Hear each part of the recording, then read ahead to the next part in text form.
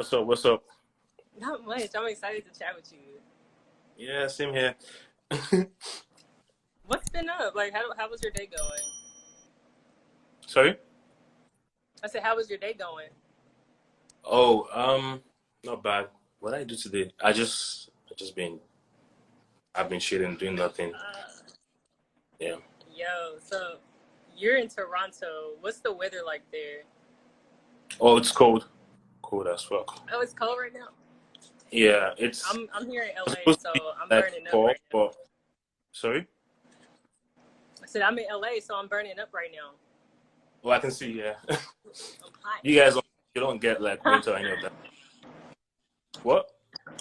It can get a little cold, but nothing like what you get in Toronto. Yeah, Doesn't it snow that's there?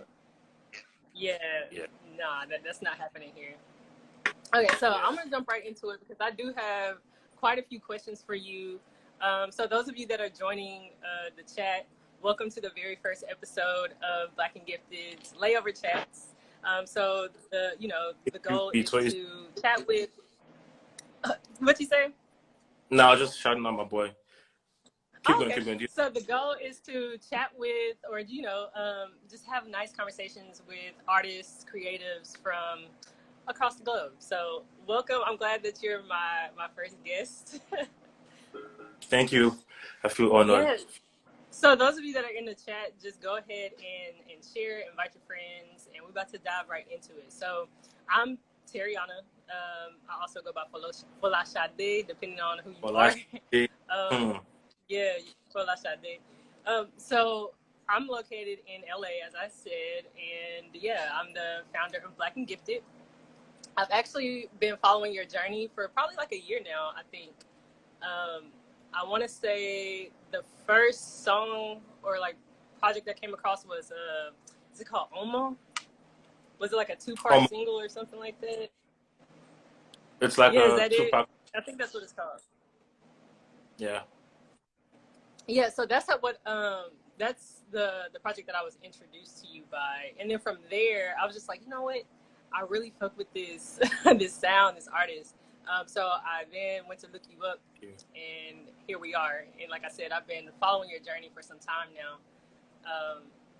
But before I get to all my questions, because I do have quite a few questions for you, I just want to know, like, your background, like a brief overview, like where you grew up, your interests growing up, all of that, family.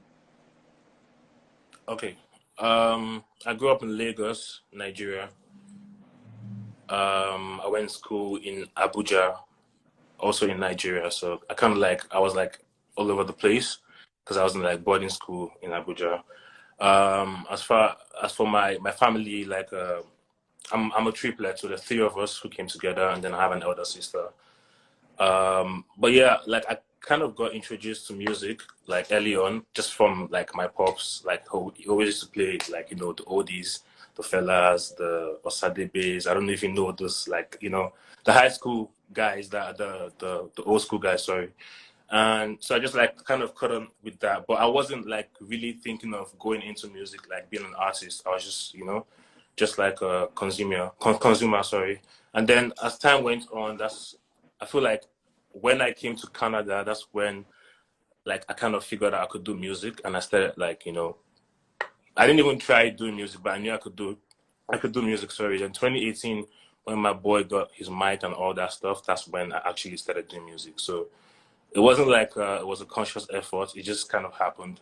But I would say like over time, I was like kind of in training, if you get what I'm saying. Like as a listener, I was like, taking in the music, understanding what I liked and what I didn't like, and like, but I didn't know I was working for myself, like to be an artist. It just kind of happened. Okay, so if you don't mind me asking, definitely let me know if you're uncomfortable responding to any of the questions I ask. Nah. But so how did you get from, like, what led y'all to Canada from Nigeria? Sorry, come again? again? You have family there? I said, what led you to Canada from Nigeria? Oh, school. Oh, okay. Yeah, my elder sister was out here already, so it just made sense for like the rest of us to join, and like So after high school, yeah. Okay, that makes sense. So, all right, you weren't really intending on doing music, but it just became something that that you were led to. So you told me who your father was listening to. So who were you listening to growing up? Like your personal interests. I listen to everybody. I listen to, because like I had the Nigerian influence, like from my dad, the music my dad always played, and I also had like the Western influence because like growing up, we always were exposed to like MTV. We saw like the videos and all that stuff. So like I feel like I was influenced by everyone, like both by the old guys, the old generation, and what was popping in my generation. Which is, I feel like you can see it in my music, like it's a reflection of that, because like it's a fusion of different sounds from like the old school and like what's popular right now. So yeah, like as far as favorites, I was always a big fan of Whiskey from the moment he got on the scene, like yeah.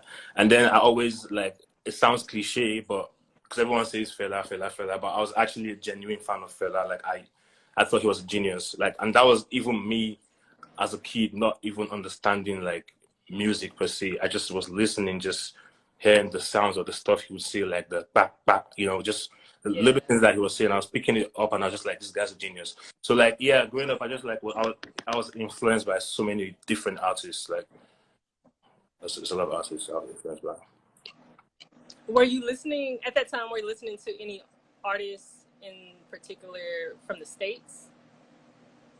I was listening to rap, so I kind of I liked Wayne, I liked B.O.B.'s. It was this like southern rapper.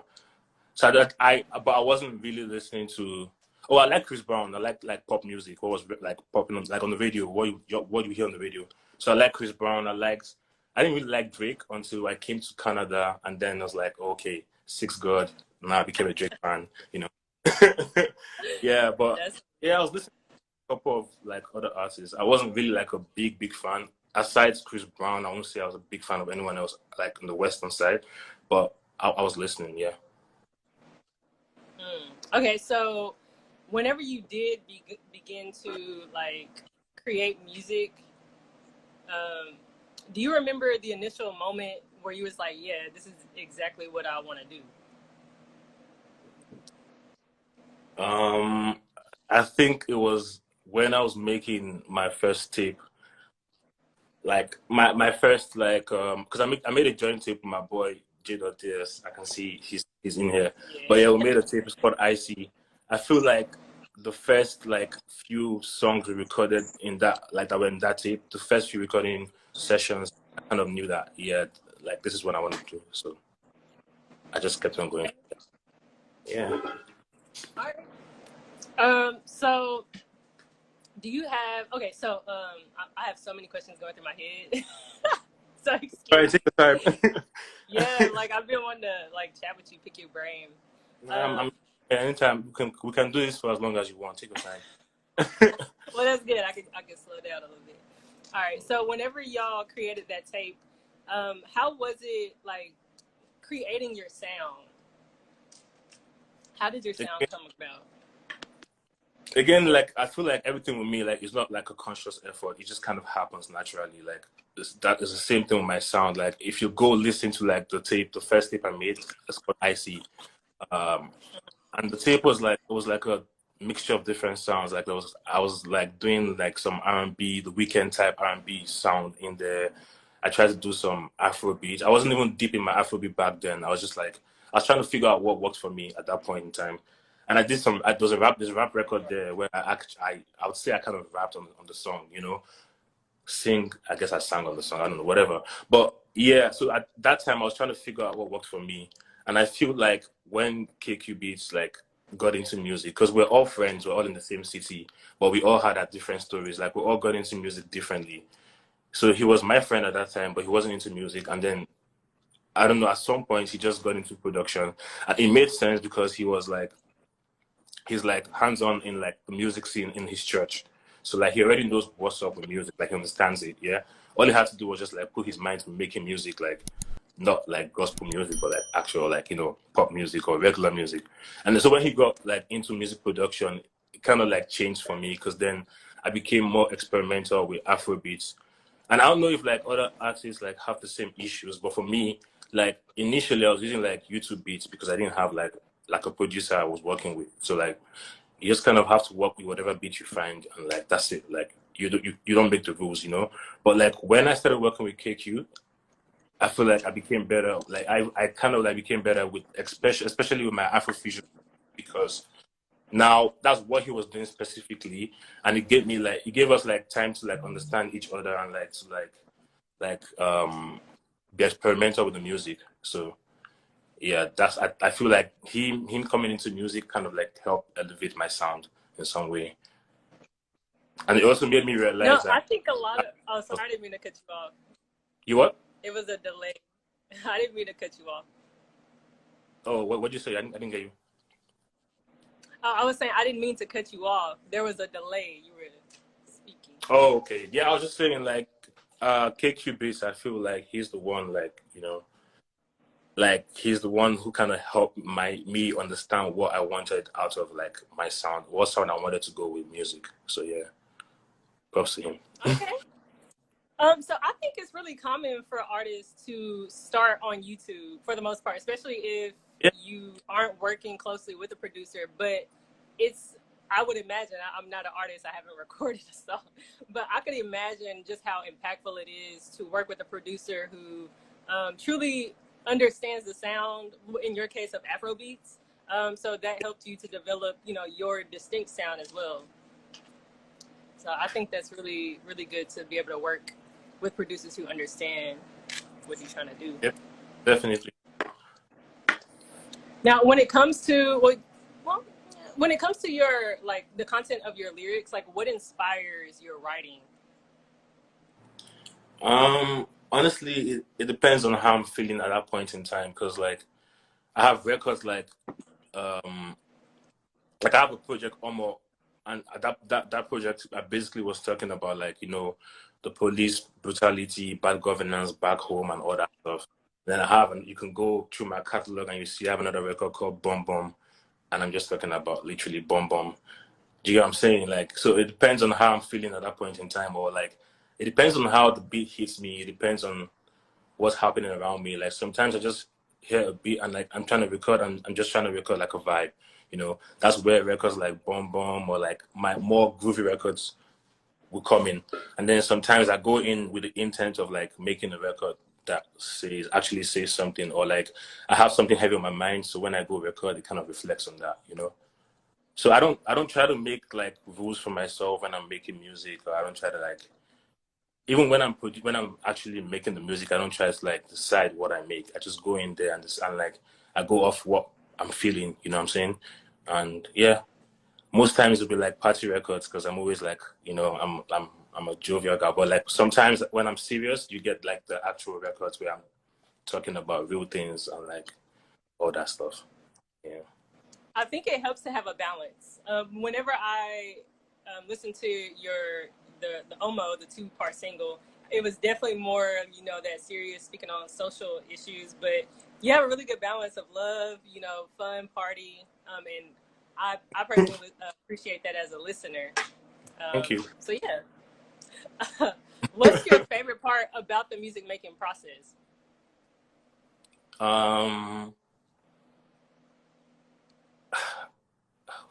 I don't have to explain, because I have to explain my music making process to explain my favorite part, because I feel like every artist is different. Okay, so for me, when I hear the beats, that's the first, like at that moment, that's my favorite part, because at that point in time, I'm not thinking about anything. Like I said, I don't think about what I want to sing about. I don't think about any of that. I just go with the flow. So I like that moment because it kind of feels spiritual. I was like, I don't know what's happening. I'm almost like in a trance, and like I'm just going with like the flow or whatever, you know what I'm saying? And I'm not actually thinking of the words. So at that point I come up with my melody, and then I think the annoying part, if you want to know, that the annoying part for me is when I now have to like sit down and now like put words into the melody and like make an actual song. The writing process is just I hate it. But the best part is like the freestyling part, the part where I'm just playing with the beat and just trying to figure out what goes where. Yeah. Would you say that you're very collaborative, or are you the the type of artist who just really knows what he wants. Like, let me do it myself. Like, not that that's the issue. But Okay, what's your take? I was about to defend myself, but I don't. Not that I'm nothing against collaborations. I'm always looking out to collaborate, but I feel like I will always want to do it on my own terms because I'm just very picky with how I make music. So like I don't like I need to like most times I actually want to sit down with the artist and like be in the studio and like vibe. I don't like the whole sending files across because I feel like the real intent of the like what we're trying to make at that point is lost in translation. So now we're just like you're making your own version of what you think the song should sound like, and I'm making my own version of what I think the song should sound like. And then I feel like most times it ends up clashing, and then the song doesn't come out perfect. Or we're just trying to like in that time we're trying to just like get the feature together, get the song ready in time, and just put it out there. So personally, I like being hands on. I like sitting down. Most times I don't even want to like let's go straight to recording. I want to just let's relax, let's vibe, let's discuss, let's do whatever, and then sometime within that process we'll start making music. That's how I like making my music. So sometimes it's hard for me to collaborate because of that. I feel it though, like especially because earlier you said your process is somewhat like spiritual in a sense as well. So it's like being fully immersed, feeling the energy, feeling the vibe. It could, yeah, I could understand that part. So I've never been to Canada, Toronto, never. So can you give me some insight? Like, what is it like, or how has your journey been as an artist in Canada? It's been interesting.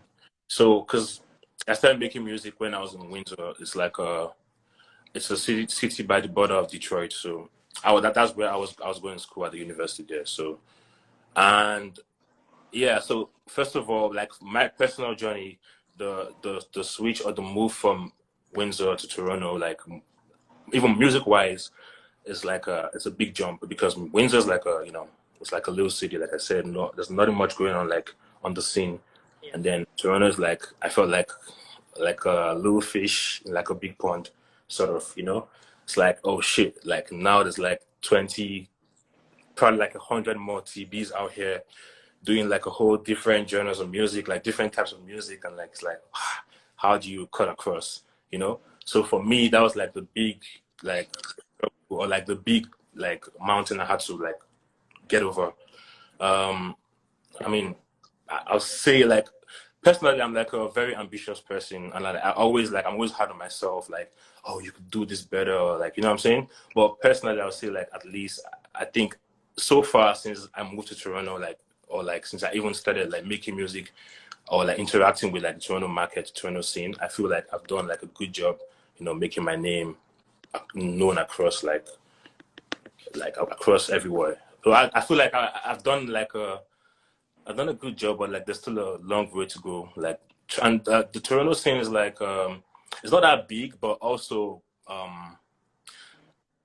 how would I describe it? Like it's like especially for you because you're in LA. So like you're literally seeing Hollywood. So if you come to like Toronto, it's gonna be like a lot smaller for you. Like you can tell that there's a big difference in like in the scenery. So that's the only difference between like my scene and your scene. But in general, in general, there's lots way like there's whole lots of talents out here like doing way different types of music. Like and it's very diverse. So you get like people making like the reggae music, you get people making reggaeton, you get people making Afro beats, you get people like different types of music from different types of like cultures, and just that's what it is. We're just not as big as you guys over there, but yeah, we'll get there.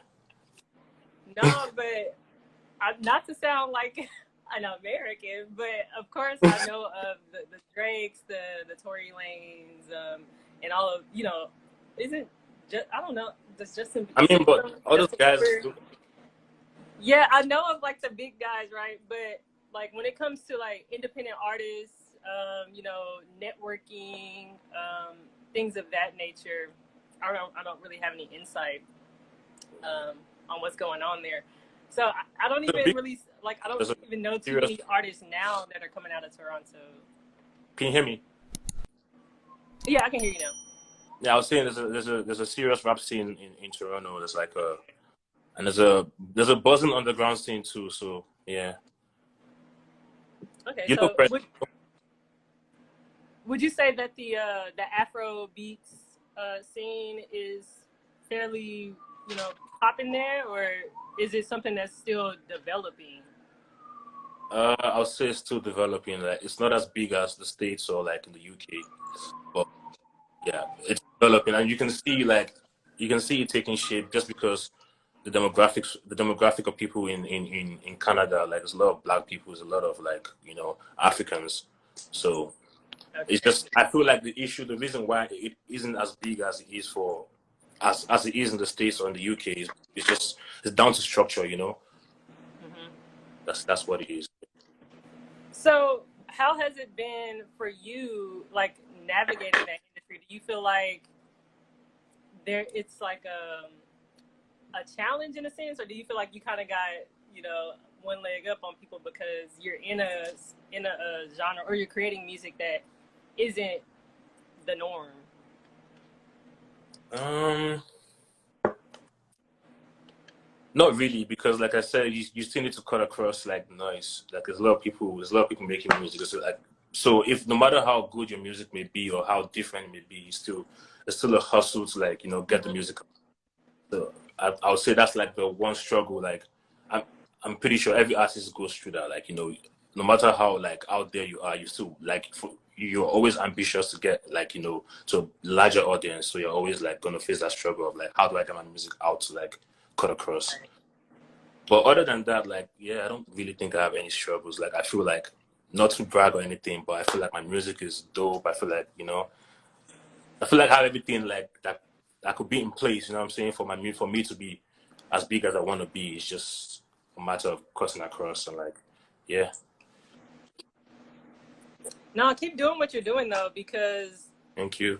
like down from like the marketing and everything, like you put out quality content. Like you said, the music, your music pretty much speaks for itself, but you also have quality content from visuals and just photos and things that you accompany your music with. So it's definitely very well packaged, which kind of goes into my next topic. I would love to hear your journey through artist development, um, because even whenever I listen, and I don't want to get to your projects just yeah, we're gonna dive into those. But when I listen to your EP West African Love Story, and then going to Dangerous, and then like hearing Hold On, like I could hear the growth and the evolution, which we'll dive into. But I'm just saying that like, um, give me a little bit of insight on your artist development journey.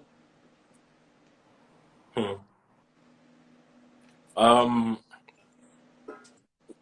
Honestly, like, I don't know, like, I don't really, like I said, everything is just, it just happens, and I'm not really like keeping track of everything. I can give you like a run through of how like the projects like the lineup of my projects. So like from West African Love Story, which is my first project, actually from IC, which was my first like joint project with my boy Jado DS, to like West African Love Story, to like I think the next tip after that was Omo, and I think it was I had another joint tip with KQ Beats, and then Dangerous.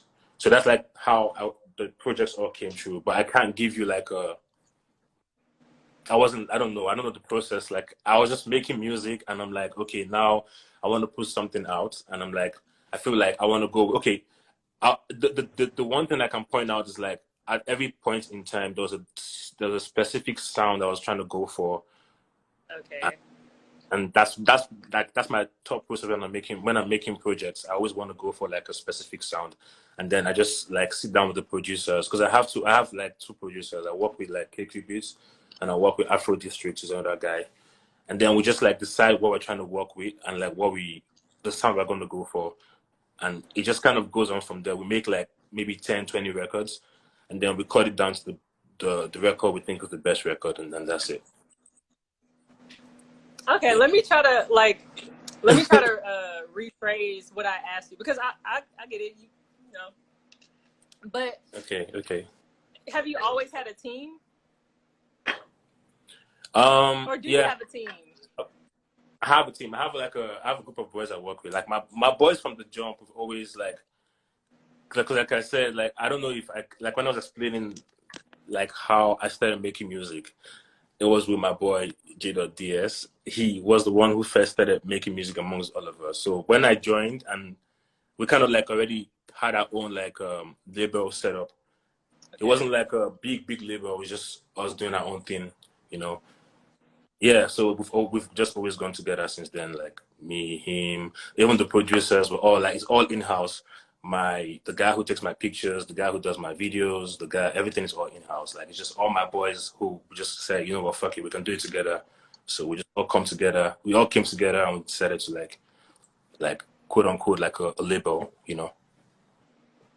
No, shout out to y'all though, because one, it's very rare that you align with people who really just fuck with what you doing, and like y'all just like let's create, let's support each other in our endeavors. So it's cool that those are the people that you your homeboys, you know. Yeah. So that's amazing. Y'all are doing a great job. So definitely continue whatever it is y'all doing. Like shouts out. Yeah, man. Shout out my boy, yo, link the guy, the blind shooter, yo, link me, Oh, and message I me. see KQ. We should Okay, work that's one of your for producers, sure. right? Okay, Q, yeah, that's my producer. That's the guy who I Okay, did. shout out. So I keep cutting you. Just do your thing. I just keep reading the comments and I'm like, No, it's okay. That's the whole virtual aspect. It's gonna happen. Like it is what it is. Okay, so you do have a team, and you started with a team, and your team consists of all your homies, and y'all supporting each other, and so y'all are all handling the PR, the photography, the marketing, all of that, right? yeah, Videography, it's all in everything house. in house. That's what's up. Are y'all a part of a collective? What, or you didn't say y'all have a label, right? What's the name of it? It's called Flip Label. I'm gonna have to Flip. check out some of your guys. I've listened to J Dot. Shout out J Dot. He already know. Yeah, that's my boy. Yeah. I'll have to check out some others. Ooh, people coming in. Welcome, welcome. Hello. Okay, so we touched on, you do have a team, because I was wondering. I was like, yeah, this is packaged really well. It's looking great. The music's fire. Like, you got the sauce. Like, all is well. No, but like, do you feel supported as an artist in Toronto, or just internationally? Do you feel supported? Yeah, like honestly, as an artist, I try not to look at like. I feel like okay, see, that's the thing. Just going back to the point I was making about how before I started making music, I feel like I was in training for making music without knowing. Like I remember very well, even up to now. I remember watching so many interviews of artists, and I remember there's one thing that always stuck to my mind where they always say, like you focus on the love and ignore the hate, or ignore who you expect to get love from, who's not giving you love, or whatever the case may be. And it kind of stuck to me. So when I started making music, it's kind of the one thing I always followed. Like, I already have this group of guys and this community that's willing to support me. And even outside my team, I have like people like who actually have like they've taken on their head like, yo, this guy, your music is dope. I'll push it myself. Do you understand?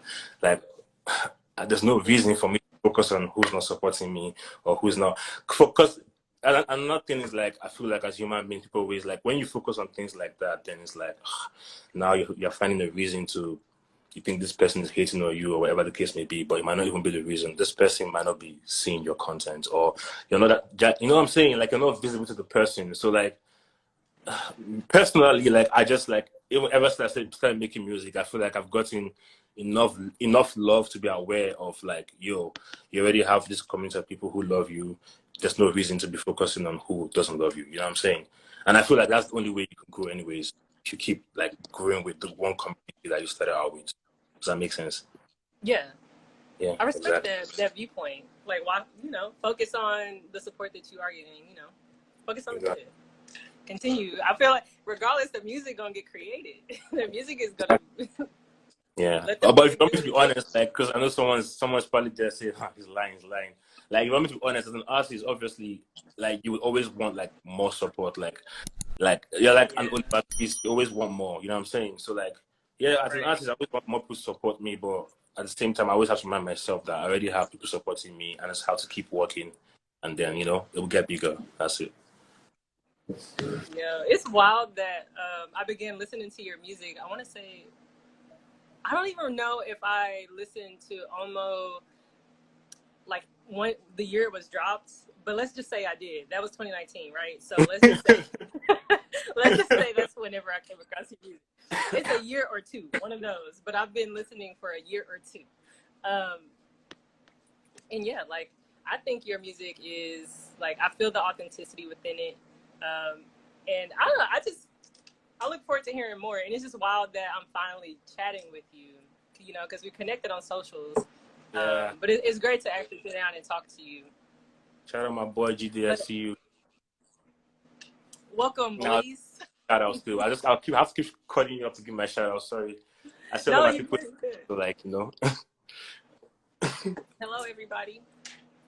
So now I want to dive into the music, okay? And we're gonna discuss your past and your recent releases, starting with, and if there's music prior that you want to touch on, feel free. But starting with West African Love Story, your EP, just give me a little rundown on that. That's like my first like body of work. And that was my first time like actually going into Afrobeats. Okay, I wouldn't even call it Afrobeats because I feel like that's probably like the music I made there was probably more Afro pop than Afrobeats. So yeah, and that was like my learning process. I didn't even know the difference at that time. I just thought, oh, I'm making Afrobeats because it's Nigerian music. So and that's the one tape where I made like the one Afrobeat tape I made with like YouTube beats. So I was very limited. Um, it's just me critiquing myself because, like I said, I'm always hard on myself. Like I feel like this can be better. So looking back at that project, I know like I have a lot of like favorite songs from the project, but I don't like it was just like an like introductory phase for me into what I was gonna do. And I feel like if you're asking me, I feel like I came into my own as an artist. The one project the first project I would say that I came into or what I like as for myself as an artist was African Groove. That's the joint project with KQ Beats. That's because that's when I Okay. started working with him too. So makes sense. How did I miss that one? Now I gotta go back. I had one job. You have to I had follow one time. job to listen to every song. Mm. One. No, but I will go back and check that one out. I started with Yeah, for sure. West African Love Story. So that I definitely get a sense now that you told me, like, this is you just, trying to figure it out, utilizing the resources that you had at the time. And then we leveled up. And then we leveled up. Then we leveled up. Yeah. So, your 2021 EP Dangerous. Tell me about that one. What can I say? It's dangerous, isn't it?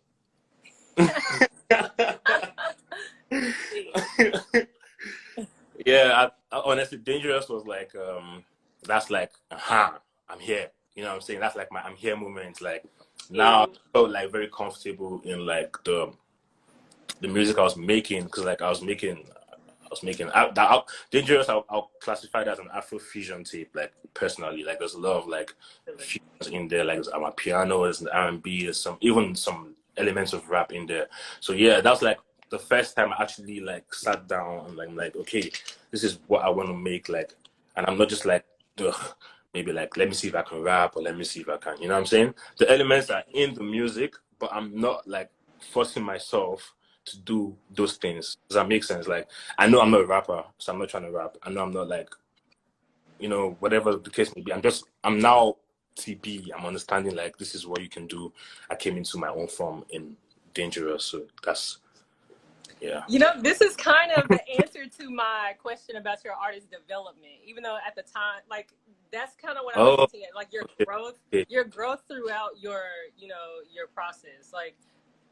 Because listening to West African Love Story and then listening to something like Dangerous, it's like, whoa, what happened? Exactly. Like, he really leveled up, like from the sound quality to the production.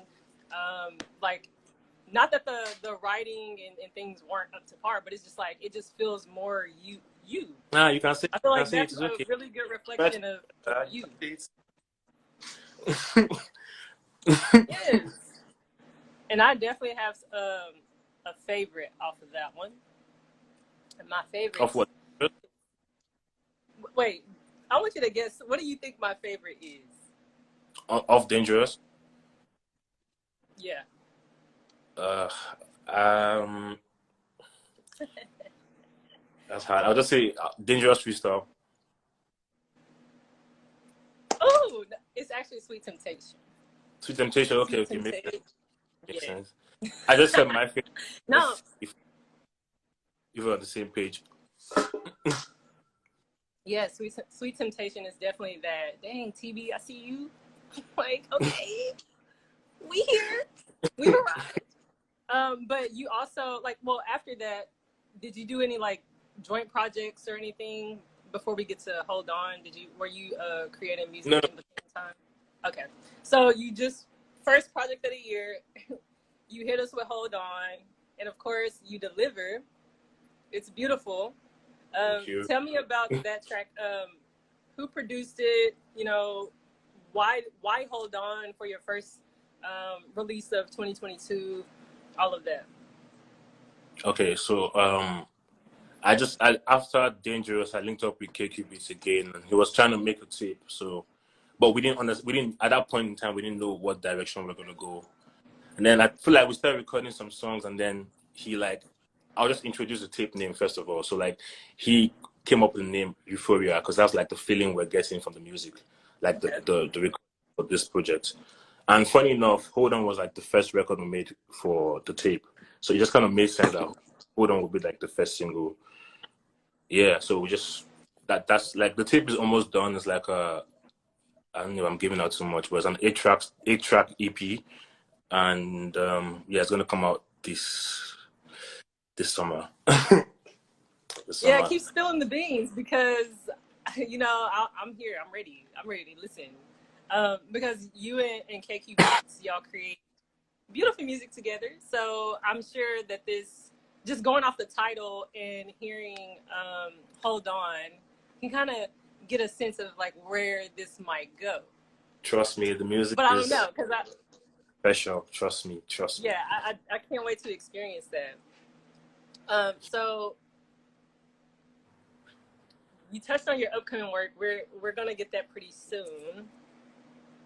And now I want to know about your creative process, just from like being an artist. Like, what is your creative process to like create the type of music that you create, or you know, connecting with listeners, all of that? Like, what do you feel that you do? I feel like I already answered. I just like, you know, once I hear the beat, like, okay, I feel like I've answered this, but I'll try and answer it again. Like when I decide to record, I don't like put any pressure on myself. I just literally go to the studio, or like that's funny thing. I don't even do studios. Like most of my recordings, like I'll be at the house, I'll be at the crib. You know what I'm saying? Like my boy pulls up and then we just start recording. And most times we don't like no pressure on ourselves. We just like record what we feel like recording. And my process usually is like, you know, I get the freestyle first. I get like the melody because I'm very big on melodies. So I get like and I don't know if you hear my songs, I try not to stick to one melody. I try to like switch it up. So that's like the first process of me making the songs. I like, you know, I get the melodies in place, and then the writing process comes in. That's when I hit that part. But yeah, we do the writing and all that stuff, and then ad libs. And then we sit on. I always sit on my songs for a long time because I always. So like it's funny. Most of the songs that I release like last year or like I'm releasing this year, just know that those songs have been made like months prior. Like it's only like few occasions. Like Hold On, for example. Hold On, I made Hold On like a few months, like maybe a few months before it was released. So that's like the closest. But other songs are like it's like maybe a year before because I always sit on my songs. I try to like. It's part of my process to like, you know, adding the ad libs and stuff. Like sometimes I add my ad libs a year after the song has been made. You know what I'm saying? So like that's all part of my process. And when I feel like the song's ready, then I start like, I meet with my boys, meet with the whole team, and then we plan how we're gonna market the song out. Okay, thank you for elaborating because you added some new things in there. Yeah. So I appreciate you running that back. And I was also going to ask, like, throughout this creative process, is this when you decide what song is going to get a visual and whatnot, and y'all decide how you're going to market it? Nah, right now I don't, but initially I used to always do that. But I feel like I realized I get emotionally attached to the songs because the songs I think should get a visual are usually the songs I like. But then it's like people don't really necessarily like go towards the song I like that. Like for example, in Dangerous EP, my favorite song on there is like a Dangerous Freestyle. And I think I made like it wasn't like a video, it wasn't an official video, but I made a visual for that because I was so excited for that record. And it's not even the most like streamed song on the tape. Like I think Ijiego is the most streamed or so. Yes, Ijiego that's the most streamed song on the tape. So it's like now I don't even think about visuals, like because I'm very like when I'm making the music, I already have a visual treatment in my mind. So I try not to even think about visuals until I find out like what song is doing well. You know what I'm saying? What video do people want? Because it makes no sense giving them videos they don't want to see. You know what I'm saying? So now I just watch how the song is doing and then videos. No, that makes sense though. Like I think it's great that you go about it that way to, let me see what the listeners actually want before I invest in a visual that they might not even watch or, connect to as much as I'm connected to. So just being considerate of your listeners and supporters. Your visuals are dope too, by the way. So whoever your videographer is, whoever's doing all of that, the director, all of y'all, I'm sure Thank play you. a part in whatever, but it's really beautiful. It's great to see. Yo, so the guy. One second. Michael, I think it's Michael, the guy who says direct. Just hit my DM. Let's talk. Don't worry. We shoot something live. Don't worry, my brother. I got you. Let's go. Good, people ready to work. Let's go. That's what I love, man. This is how I collaborate. Like Yeah, that's nice. No, but for me, like I love like of course if you love a song or you just like, the music is great, like to have a visual that accompanies it and then like paying attention to the details as well. Like there are so many videos where it's just like, okay. But like just paying attention to the details, I feel like y'all do a good job of that. Really, like helping to visualize the energy of the song and just all of that stuff. Good. I appreciate it. We there. Thank you. So with your creative direction and branding, I kind of that falls under the marketing aspect, and you did say that you and the team, y'all are the ones that do that. But could we go a little deeper into, if you're comfortable sharing, because not everybody want to talk about what they're doing, but like how do you feel that your creative direction and just branding how is it going? How do my branding is? Well, I didn't catch your question. Like, what do you mean? Just kind of like give me some insight on your like creative direction or your branding. Because whenever I say branding, it's more so like, you as an artist, how you're presented down to like I'm saying like the details, like. Okay. Not to tell me your process, not to tell me the blueprint. I see what you're saying. So before I started making music, like I was like dabbled in, like I wouldn't call myself a model, but I was quote unquote a model. I was like, doing like photo shoots and all that stuff. Because that's something I love. Like I like fashion and all. I like expressing myself that way. So I feel like it's easy for me, like branding wise, because I'm just being myself. Like even with the pictures or like with the videos, like my expression is just, that's how I am. I'm just being myself, And I don't know, I feel like my fashion kind of stands out. Even in my videos, I try to let you know, sorry, that hey, this guy's like he's into this kind of stuff. So that's that. I would say like I don't try to think too much about it. I don't try to like force anything. I just like, again, it's kind of like what I was saying about the music creation. Like everything, it doesn't just stop with the music. It's like kind of like, you know, my life. Like that's how I am. I don't force anything. I just like go with the flow. So when it comes to marketing, I'm just like marketing myself as Teebee, like as Franklin. That's my actual name. Like I'm just being myself. You know what I'm saying? And then if you like it, then you like it. If you don't, you don't. Like it is what it is. Oh, that's great. You know how many artists are like trying to keep up personas and just Yeah. it's like it's a crazy game like for some people. So it's great that you can just be yourself authentically and like, you know, just be yourself. Like that's a beautiful thing. So who or what do you attribute your success to? Because you've had a pretty successful, well, at least I'm perceiving it as successful run. No, seriously, like you're doing well. Like it's great to see. So who or what do you attribute that success to? You're boasting, my guy. Shout out. So I keep giving shout outs, but like, Thank you.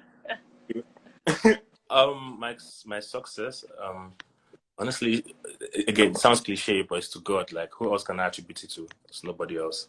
God gave me this talent. He kind of like, I don't know how, but he made me realize that I also, because it's one thing to have the talent, it's another thing to actually realize you do have the talent and believe in your talent. You know what I'm saying? And like actually put yourself out there. Because another thing is like, it might come across as easy, but it's also like very extremely difficult and scary to put yourself out there and put your work out there and just be like, hey, everyone take and just like, you know, judge me and say whatever the fuck you want to say. It's like very scary. So it's God. God gives me, you know, the courage, the grace. Sometimes like people don't even know the process behind. Sometimes, you know, I post content or I post like, you know, I release my song and I'm so like, I turn off my phone. I don't want to hear anything because, you know, myself, I have to rest. You know what I'm saying? I have to like cool my mind. So like in those moments, like no one else is helping me out but God. It's God that's like, you know, giving me the strength to come back online after whatever issues, or like to even come back and release my next single and release again and release again. So God. So, man. What is the or your biggest takeaway from your releases, and would you go back and do anything differently? Not really. Nothing different. I don't believe in like I don't even try looking back anyways to start with. So I wouldn't even want to go back to do anything differently. But yeah, lots of takeaways obviously, like when I started making music, like especially with the way I was releasing my music. Because you know when you start making music, you're so excited, like you're an artist, like finally I can put my art out there, my music out there, and you don't understand that it goes way beyond just releasing the music. So like initially I was just like there's no structure, nothing, no planning behind like releasing the music. And like I said, I started with my boys, so we're all learning on the job, you know. So like I feel like with time, we each release, and I like the fact that we're always like, I feel like they're all like me, like we're always like thinking ahead, like okay, like this is not where it ends. There's a bigger picture, and that's probably the reason why we've like accelerated how fast we have, because you know there's a goal we have ahead. There's something that we're looking for, and until we get that stuff, we're not stopping. You know what I'm saying? So, yeah. Yeah. Okay. So you shared that Afrobeats or just well, yeah, Afrobeats is up and coming for Toronto. Yeah. But it's clearly widespread in West Africa and all across the continent, especially in Nigeria. um, do you feel it's growing also in the States? So I'm wondering if the same like introduction that some of us are getting in the States is like the same for people in Toronto experiencing Afrobeats for the first time. Would you know like do you have a sense of like if Afrobeats is like, do you feel like it's going to take over? Because here Oh, it's taking over. There's artists, a lot of Nigerian artists who are on their first tours here in the States, and that's really major. It's really major for Afro beats and for Nigerian artists. So it's just like I'm thinking of like how my own integration into Afro beats, and just wondering if you feel that it'll be the same for people in Toronto. Oh yeah, definitely. Like there's a lot of like, even just like if you go to the club, just on the club scene alone, you can see like there's a lot more Afrobeat songs that are being played, and you see the reaction. Like the other day, like where was that? I think it was somewhere in Toronto. Like I seen the reaction to Mona Lisa, and I was like, what's going on? Like everybody was going crazy. It's like I feel like everyone is just tapped in now, and another thing, like you have to realize is that like is the people like the Africans who are putting music, because back in the days, like people, this same Africans have always been in this countries, like we've always been abroad, like the US, Canada, whatever. The issue is that back then, really as proud as now, like I was proud to show like how African you are, and now it's such a cool thing that not just even if the Africans don't show how African they are, or more. The white man that's next to you, he'll tell you that, yo, you know who Wizkid is? You know what I'm saying? Like, so now you can't escape it, man. But when next up, like, Afro bass is just like, it is what it is. Like, and if is the best way to describe it, to explain it is like, if it's taken off in the UK, if it's taken off in the US, if it's taken off in France, like, there's no reason. Literally, if it's taken off in the US, it's taken off in Canada. It's like, it goes like hand in hand. So, the structures obviously are needed in Canada, like to be as big as the US. But in terms of like the takeoff, I think definitely like the next few years will be very interesting for how big Afrobeats is gonna get. Yeah, it's wild to think, because 2019 was my introduction to Afrobeats, and that sounds so crazy to me, because I'm like, now I'm just so immersed into the music. For real?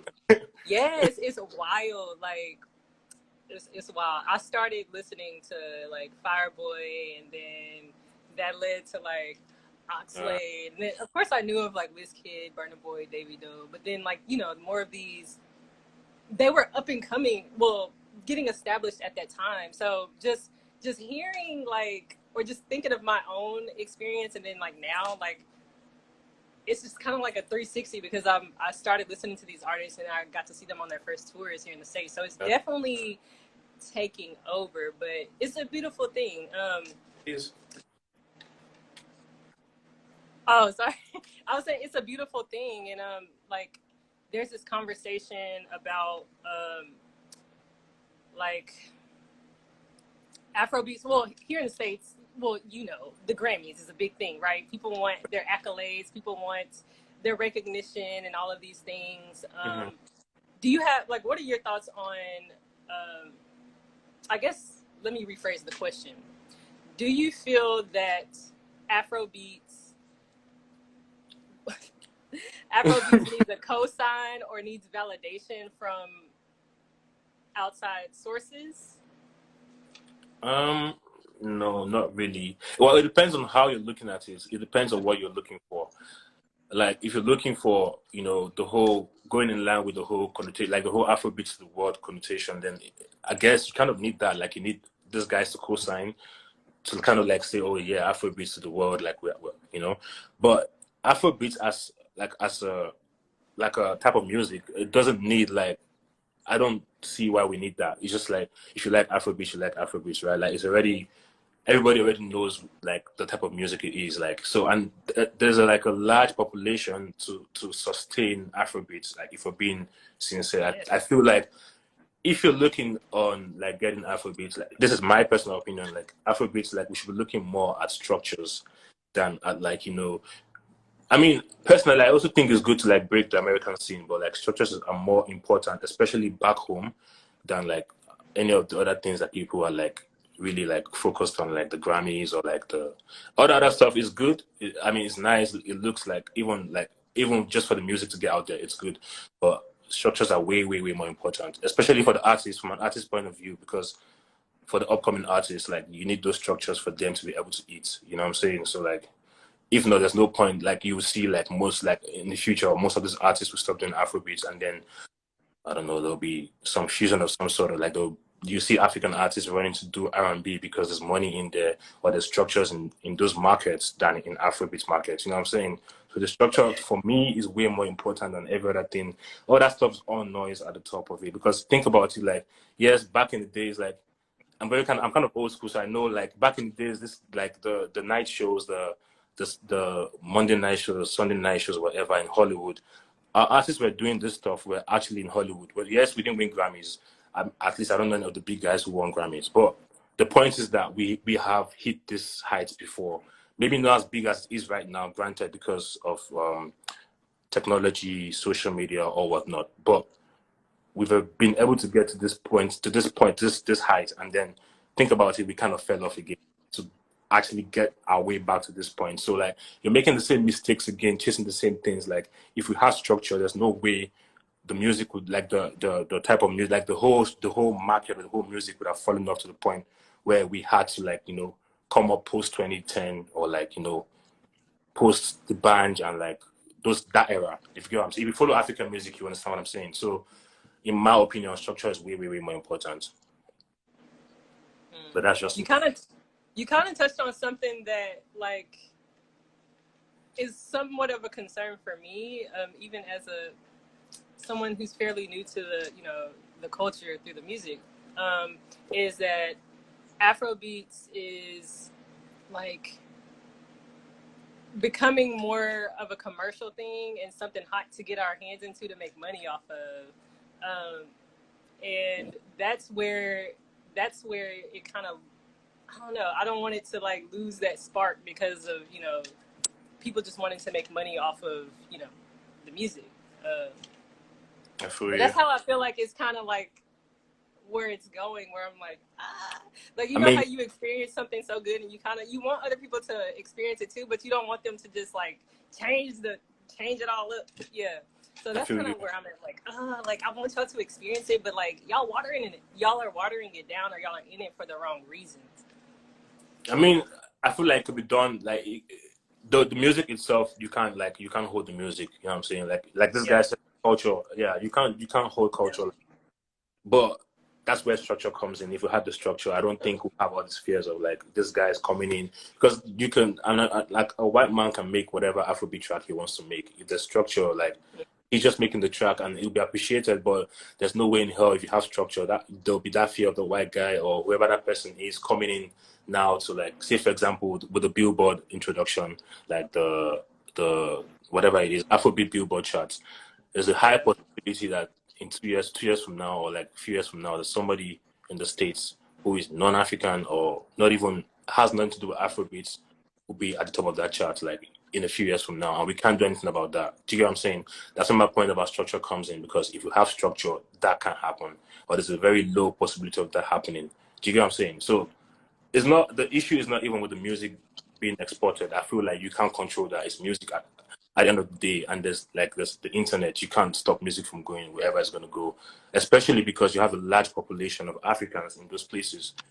Do you know what I'm saying? So what we need is actually structure. That's what we need. Like, that's what I can say. And when you're saying, whenever you're speaking to structure, what is it specifically that you're referring to? Everything, like, so you see, if you come to like the way the music is in the Western side, there's labels, right? Under those labels, there's everybody, basically everybody gets their own fair share of whatever they're doing, like the songwriters, the artists, whatever the case may be.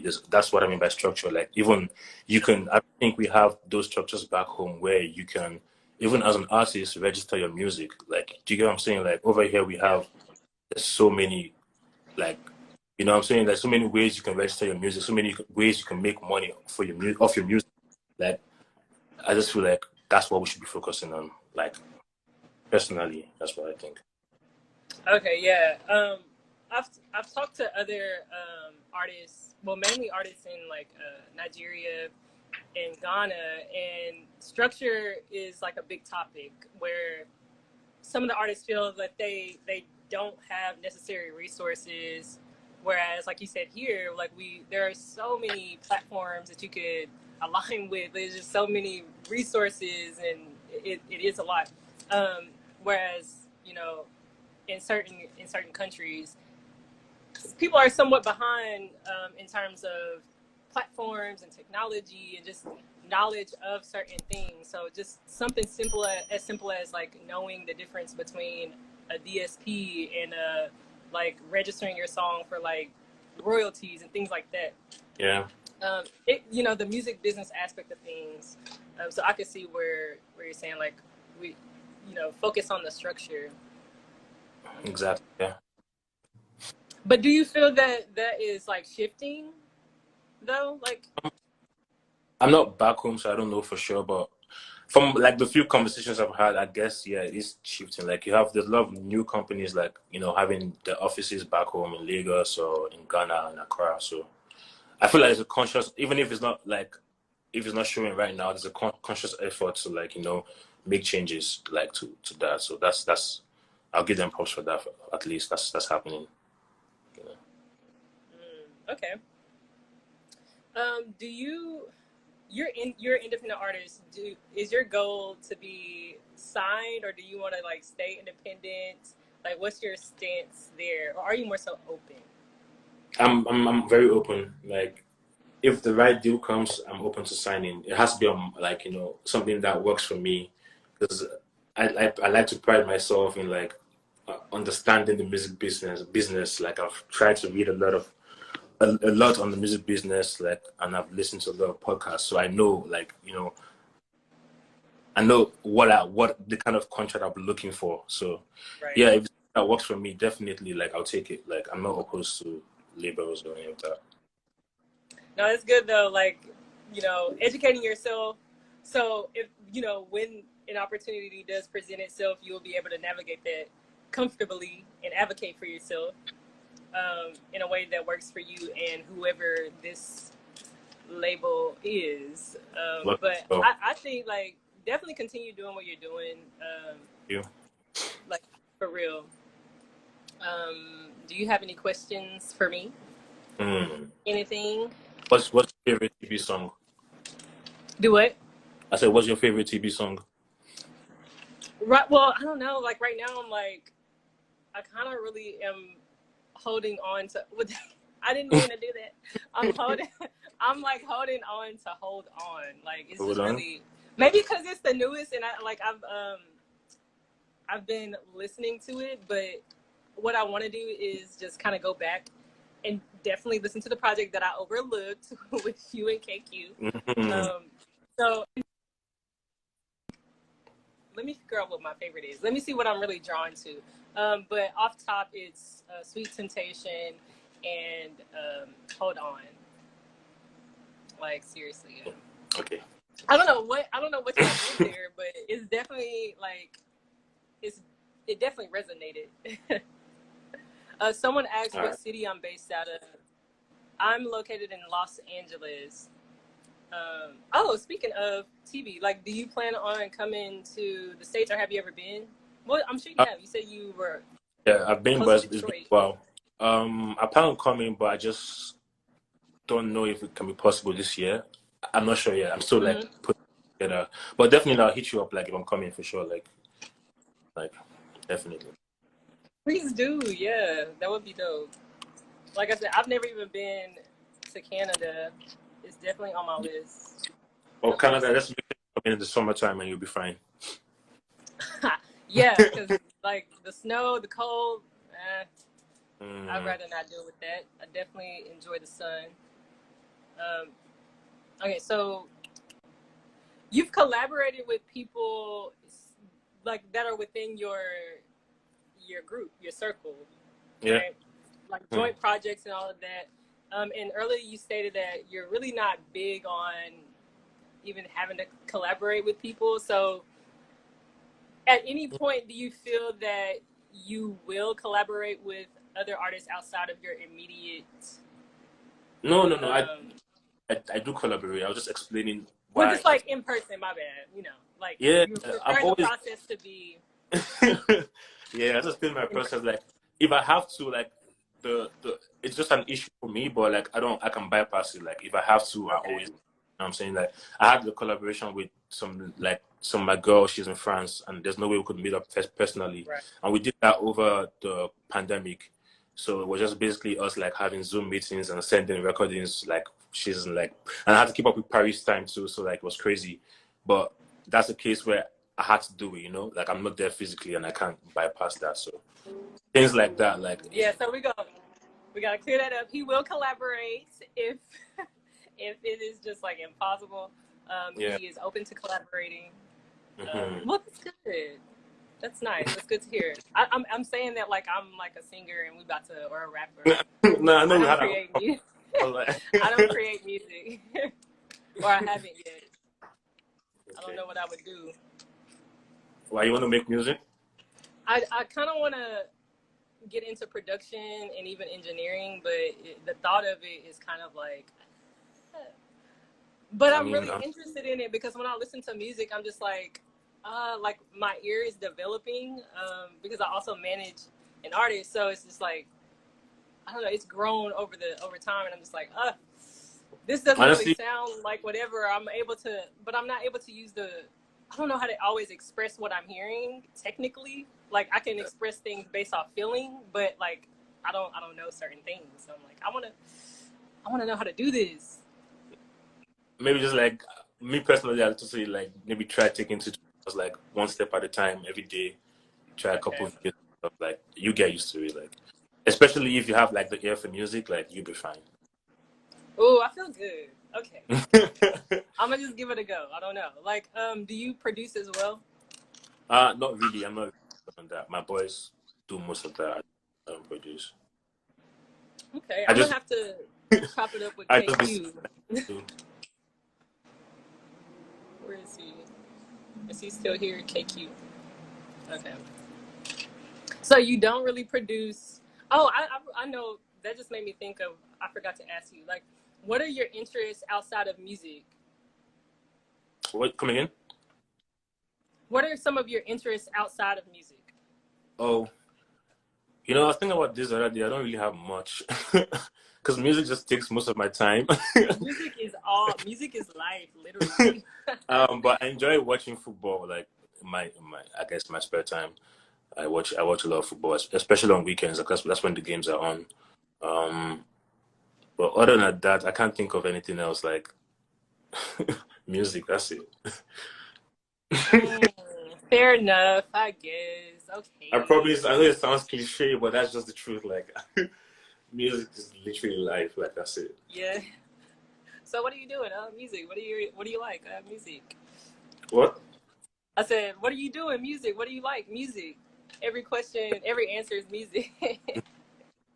No, I always wonder though, like, for musicians, like, is music really life, or do you also like other things? Do you like to, paint? Are you into self-care?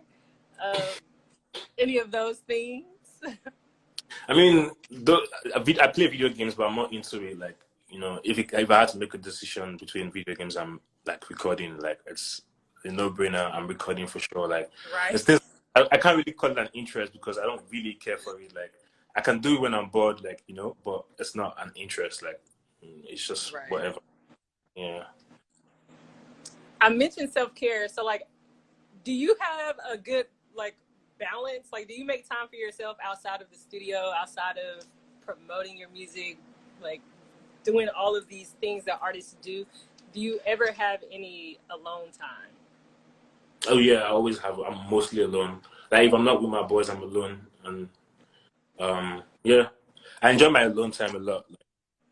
That's another reason why initially I said, like, it's a hassle for collaborations because it kind of enters into my studio, like my recording process, because I enjoy my alone time so much, I've grown to enjoy recording alone too, because I know it doesn't show, but sometimes I'm kind of shy, so I don't like there's certain things that I would do when I'm alone, like in the studio. But if someone, I mean, yeah, but no one, like, it doesn't really show. Like, I'm one of those extroverted introverts, so like I can have my moments, you know what I'm saying? Like, and I have moments where I'm just like, I don't want to socialize. I'm over it. So it's kind of hard, and especially music, because like I feel like I'm more expressive creatively when I'm working alone, like just me in the studio, nobody else, just me and my my blunt, whatever.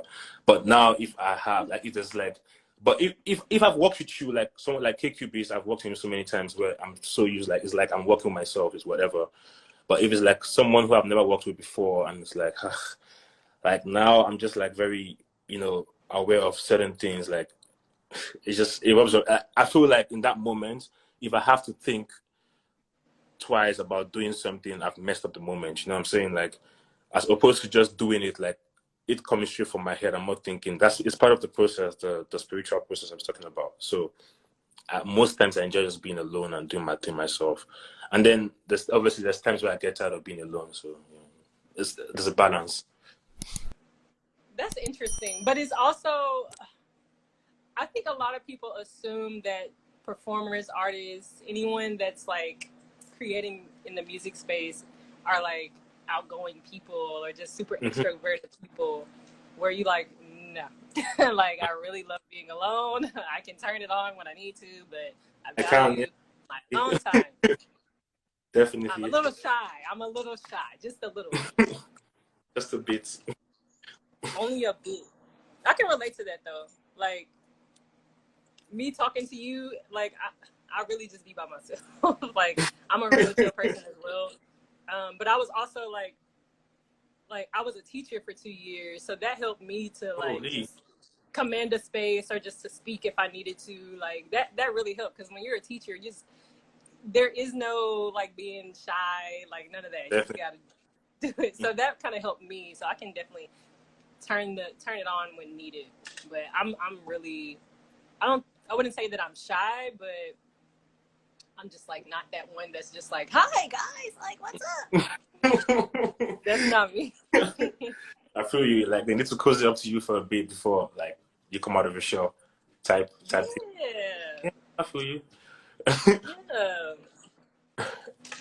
But yeah, I've enjoyed talking to you. I don't know how much time you have, but like, I don't want to take too much more of your time. So good. I was dedicating you were doing what? I started dedicating my whole night, so it's all good. Ask all the questions you want to ask. Come on, I feel so special. Well, if you do have time though, like if your guys are up for it, I would love to hear their take on, working with you. Is I don't know if he's still here, but yeah, I don't know if he's still here. If they are, let me know. Or they can come up, but I'm scrolling through here. Okay.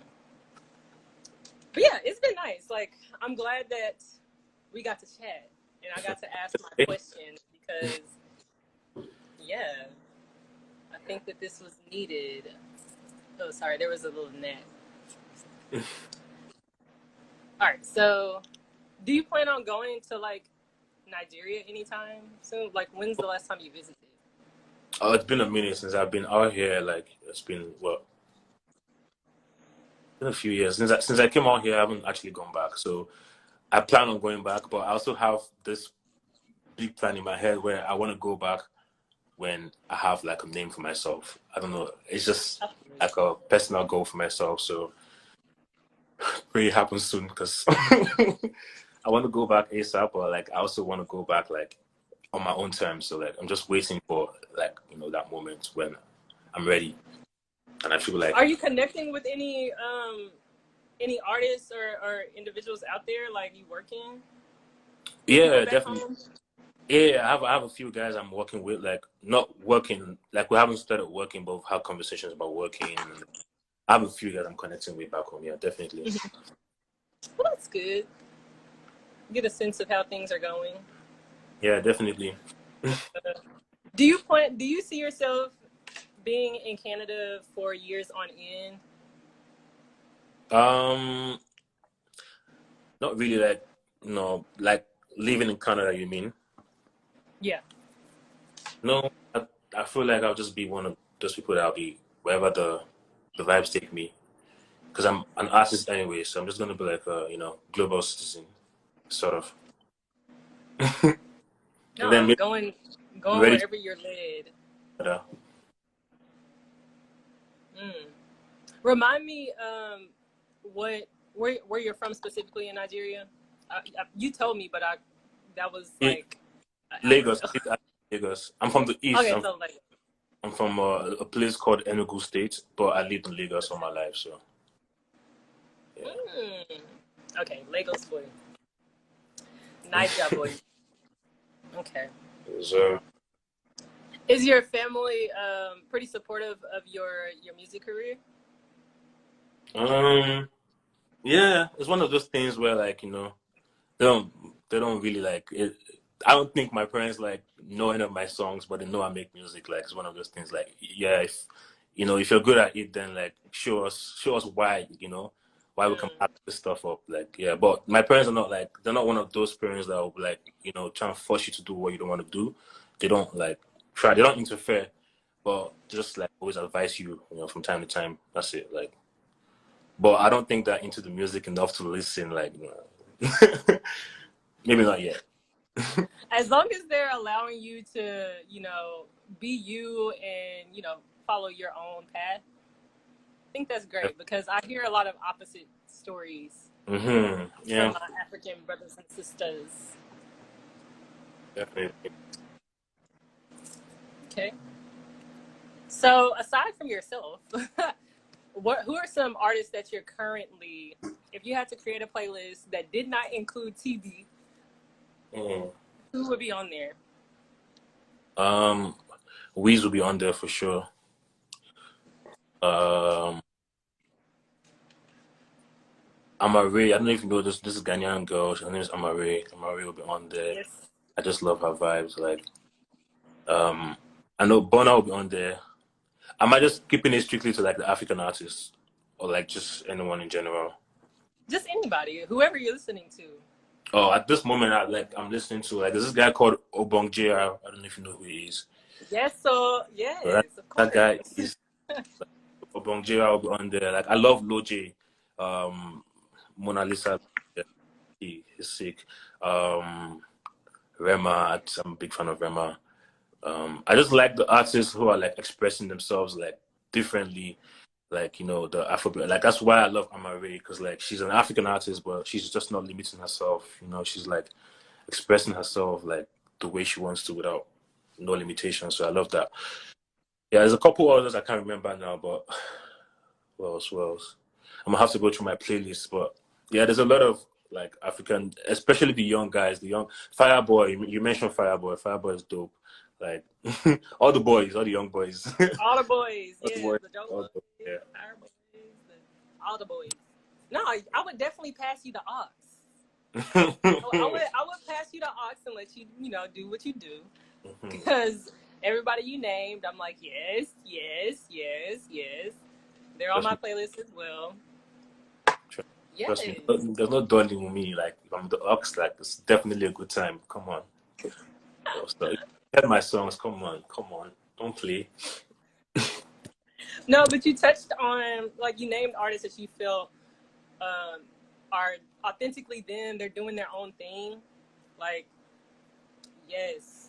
I think that's so important, especially because, one, a lot of people feel that music coming out of Africa has like one distinct sound, and that's not true. Like, there are so many different types of music that people are creating, but artists like Amare who are creating like sounds that, like, I'm sure people are like, what is this? Like, what are you doing?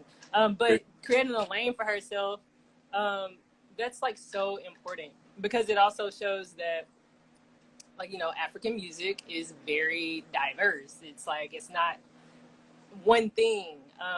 And I feel that that's why, like, it is important that, Afrobeats, or African music takes over the world so that people can understand that, like, there's African artists making R&B, there's people rapping, like, we got drill, we got literally everything and all these different variations of things. So but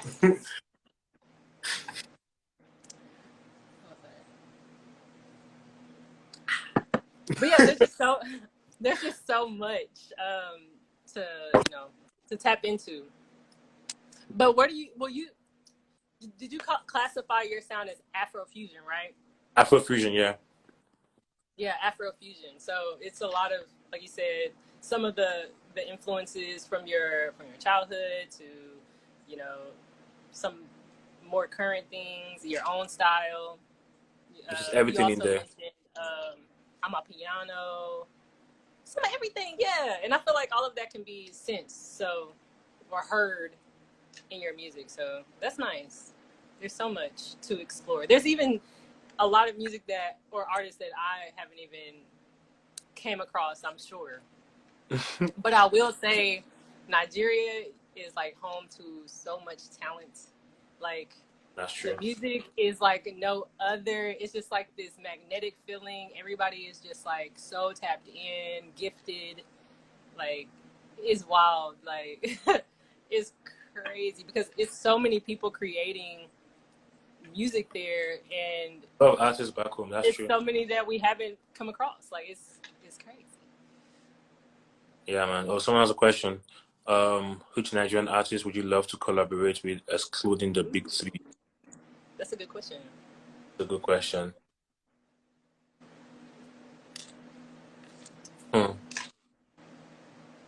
Honestly, there's a lot, but if I had to pick one, I'll just say Rema.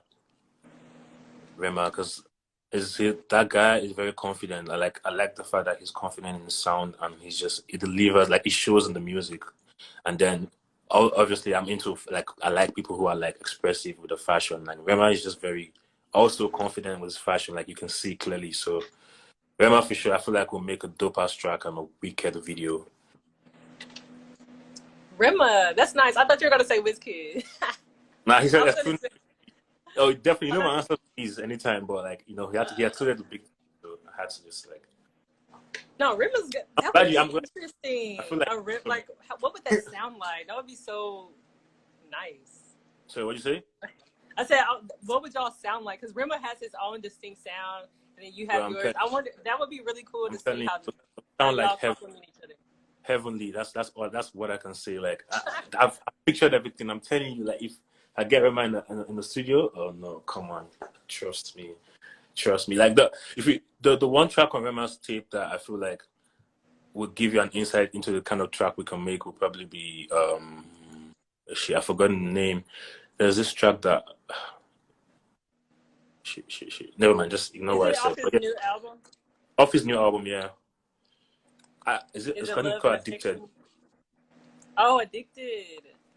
Addicted, like I feel like Like I would make like a serious record like that, or even like Love and Affection. I see that happening too. Like, yo, that's the one that came to mind for me, like a Love and Affection. Yeah, Love and Affection. Okay, that's a good question though. Yeah, that was a good question because I'm over here like, hold on, let's manifest some things. Let's put it into the universe. You know what I'm saying? Okay. Yeah, because that would be dope. Like, of course.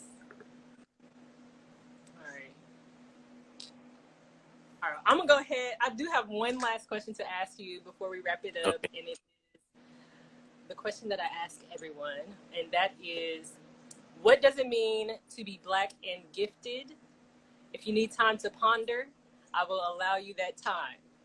If you already know, go for it. But what does it mean to be Black and gifted?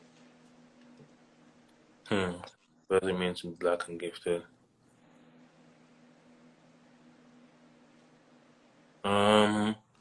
What's the best way I could answer this? Like,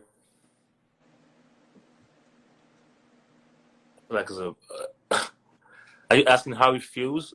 No, I'm asking you. Your response. Like, what does it mean to you to be Black and gifted? Like in your eyes. Oh, in my eyes, any Black person who's killing it in any area of life they find themselves in, who's standing out, who's like being themselves, very important, who's being themselves, being the best version of themselves. It's Black and gifted. Like you're killing it, you're standing out. Like that's someone who, yeah. You're Black and gifted. I'm Black and gifted. Everyone in this space is Black and gifted. Like you're killing it in your area of life. You're Black and gifted. Okay, I'm here for it. Thank you. How can we stay connected with you, Teebee? My social media, I'm pretty much open. You can shoot me a DM. Like, I have people messaging me about my songs. Like, don't be shy. I'll message back. We can talk. Like, so you can hit my DMs.